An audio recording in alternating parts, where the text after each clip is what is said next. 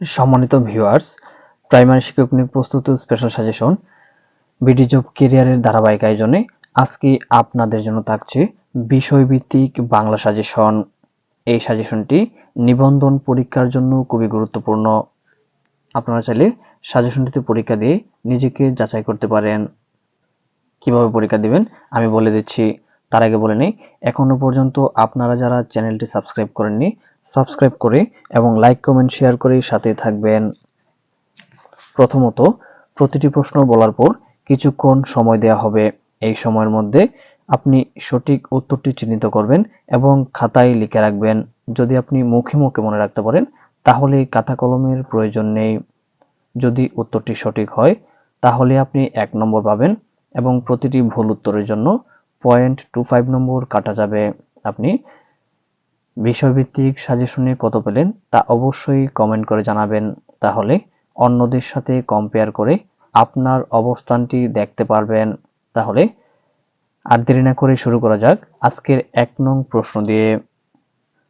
1 নং প্রশ্ন বলা আছে, দ্বারা দিয়া কর্তৃক বাংলা ব্যাকরণ অনুযায়ী কোন বিভক্তি? আমি আবার বলছি, দ্বারা দিয়া কর্তৃক বাংলা ব্যাকরণ অনুযায়ী কোন বিভক্তি? আপনারা সঠিক উত্তরটি চিহ্নিত করে খাতায় লিখে ফেলুন। তাহলে সঠিক উত্তরটি হচ্ছে তৃতীয়া বিভক্তি। তৃতীয়া বিভক্তি।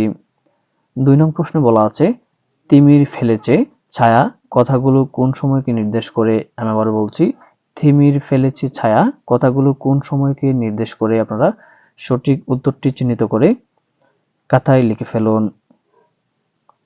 সঠিক উত্তরটি হচ্ছে সন্ধ্যা। সঠিক উত্তরটি হচ্ছে সন্ধ্যা। 3 নং প্রশ্নে বলা আছে, কোন ভাষা থেকে বাংলা ভাষার জন্ম? আমি আবার বলছি, কোন ভাষা থেকে বাংলা ভাষার জন্ম? আপনারা সঠিক উত্তরটি চিহ্নিত করে খাতায় লিখে ফেলুন। সঠিক উত্তরটি হচ্ছে মাগধী প্রাকৃত থেকে বাংলা ভাষার জন্ম।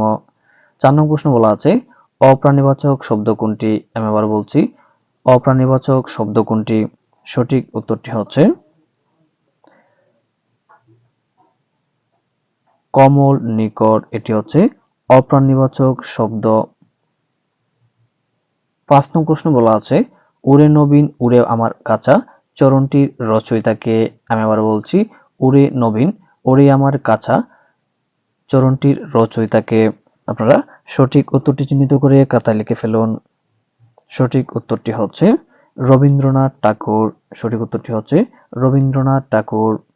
6 নং প্রশ্ন বলা আছে, আমার সন্তান যেন থাকে দুধে ভাতে এই মনোবাঞ্ছনাটি কার? আমি আবার বলছি, আমার সন্তান যেন থাকে দুধে ভাতে এই মনোবাঞ্ছনাটি কার? আপনারা সঠিক উত্তরটি চিহ্নিত করে খাতায় লিখে ফেলুন। সঠিক উত্তরটি হচ্ছে ঈশ্বরী পাটনের। সঠিক উত্তরটি হচ্ছে ঈশ্বরী পাটনের। 7 নং প্রশ্ন বলা আছে, সুখ শব্দের স্ত্রীবাচক শব্দ কোনটি? সুখ শব্দের স্ত্রীবাচক শব্দ কোনটি? আপনারা সঠিক উত্তরটি চিহ্নিত করে খাতায় লিখে ফেলুন। সঠিক উত্তরটি হচ্ছে দন্তস্বকেশা অন্তস্থ র-দীর্ঘাকারী সারি। এই সারি হচ্ছে সুখ শব্দের স্ত্রীবাচক শব্দ। 8 নং প্রশ্ন বলা আছে, শতদল শব্দের অর্থ কি? আমি আবার বলছি, শতদল শব্দের অর্থ কি? সঠিক উত্তরটি হচ্ছে পদ্মফুল। সঠিক উত্তরটি হচ্ছে পদ্মফুল। 9 নং প্রশ্ন বলা আছে, বিপদ এবং দুঃখ একই সঙ্গে আসে? আমি আবার বলছি, বিপদ এবং দুঃখ একই সঙ্গে আসে বাক্যটি হচ্ছে যৌগিক বাক্য। বাক্যটি হচ্ছে যৌগিক বাক্য। যেহেতু এই বাক্যের মধ্যে এবং দ্বারা যুক্ত আছে তাহলে আমরা বুঝবো যে সেটি যৌগিক বাক্য। এবং কিন্তু এগুলা যদি কোনো বাক্যে যুক্ত থাকে তাহলে আমরা বুঝবো সেটি যৌগিক বাক্য। 10 নং প্রশ্নে বলা আছে, স্বাধীনতা তুমি কবিতাটি শামসুর রাহমানের কোন কাব্যগ্রন্থের অন্তর্গত? আমি আবার বলছি, স্বাধীনতা তুমি কবিতাটি শামসুর রাহমানের কোন কাব্যগ্রন্থের অন্তর্গত? আপনারা সঠিক উত্তরটি চিহ্নিত করে খাতায় লিখে ফেলুন। সঠিক উত্তরটি হচ্ছে বন্দি শিবির থেকে। সঠিক উত্তরটি হচ্ছে বন্দি শিবির থেকে। 11 নং প্রশ্ন বলা আছে, চৌহদ্দি শব্দটি কোন কোন ভাষার শব্দ মিলে হয়েছে? আমি আবার বলছি, চৌহদ্দি শব্দটি কোন কোন ভাষার শব্দ মিলে হয়েছে? সঠিক উত্তরটি হচ্ছে ফার্সি এবং আরবি।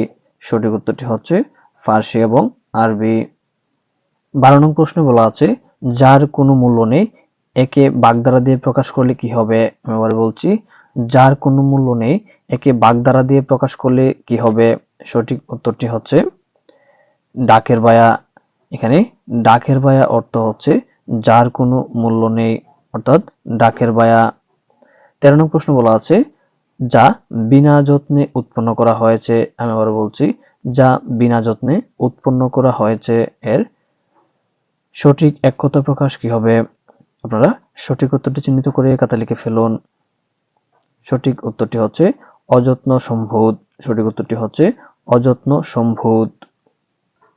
14 নং প্রশ্নে বলা আছে চলচ্চিত্র এর সন্ধিবিচ্ছেদ কোনটি? চলচ্চিত্র এর সন্ধিবিচ্ছেদ কোনটি? সঠিক উত্তরটি হচ্ছে চলত যুগ চিত্র। চলচ্চিত্র এই চলত যুগ চিত্র চলচ্চিত্র। 15 নং প্রশ্ন বলা আছে কোনটি আকাশের সমার্থক শব্দ নয়? আমি আবার বলছি, কোনটি আকাশের সমার্থক শব্দ নয়? তাহলে সঠিক উত্তরটি চিহ্নিত করে খাতা লিখে ফেলুন। সঠিক উত্তরটি হচ্ছে ভুবন। ভরস্বকার ভূ, বদন্তন্য ভুবন, এই ভুবন শব্দটি আকাশের সমার্থক শব্দ নয়। 16 নং প্রশ্ন বলা আছে বাংলা ভাষায় বর্ণের সংখ্যা কয়টি? আমি আবার বলছি, বাংলা ভাষায় বর্ণের সংখ্যা কোনটি কয়টি? আপনারা সঠিক উত্তরটি চিহ্নিত করে খাতা লিখে ফেলুন। বাংলা ভাষায় মোট বর্ণের সংখ্যা হচ্ছে 50টি। তাহলে সঠিক উত্তরটি হচ্ছে 50টি। 17 নং প্রশ্ন বলা আছে হনন করার ইচ্ছাকে এক কথায় কি বলে? আমি আবার বলছি, হনন করার ইচ্ছাকে এক কথায় কি বলে? আপনারা সঠিক উত্তরটি চিহ্নিত করে খাতা লিখে ফেলুন। সঠিক উত্তরটি হচ্ছে জিজ্ঞাসা, অর্থাৎ হনন করার ইচ্ছা জিজ্ঞাসা। 18 নং প্রশ্ন বলা আছে নিচের কোন শব্দে বিদেশি উপসর্গ আছে? আমি আবার বলছি, নিচের কোন শব্দে বিদেশি উপসর্গ আছে? আপনারা সঠিক উত্তরটি চিহ্নিত করে খাতা লিখে ফেলুন। সঠিক উত্তরটি হচ্ছে নিমরাজি। সঠিক উত্তরটি হচ্ছে নিমরাজি। 19 নং প্রশ্নে বলা আছে কালকুট শব্দের অর্থ কি? আমি আবার বলছি, কালকুট শব্দের অর্থ কি? সঠিক উত্তরটি চিহ্নিত করে খাতায় লিখে ফেলুন। সঠিক উত্তরটি হচ্ছে তীব্র বিষ। সঠিক উত্তরটি হচ্ছে তীব্র বিষ। আজকের সর্বশেষ প্রশ্ন 20 নং প্রশ্ন বলা আছে নিচের কোন ব্যক্তি বুদ্ধির মুক্তি আন্দোলনের সঙ্গে যুক্ত ছিলেন না? আমি আবার বলছি, নিচের কোন ব্যক্তি বুদ্ধির মুক্তি আন্দোলনের সঙ্গে যুক্ত ছিলেন না? আপনারা সঠিক উত্তরটি চিহ্নিত করে খাতা লিখে ফেলুন। সঠিক উত্তরটি হচ্ছে এস ওয়াজেদ আলী। সঠিক উত্তরটি হচ্ছে এস ওয়াজেদ আলী। সম্মানিত ভিউয়ার্স, আজ এ পর্যন্তই। এতক্ষণ বিডি জব ক্যারিয়ারের সাথে থাকার জন্য আপনাকে অসংখ্য ধন্যবাদ।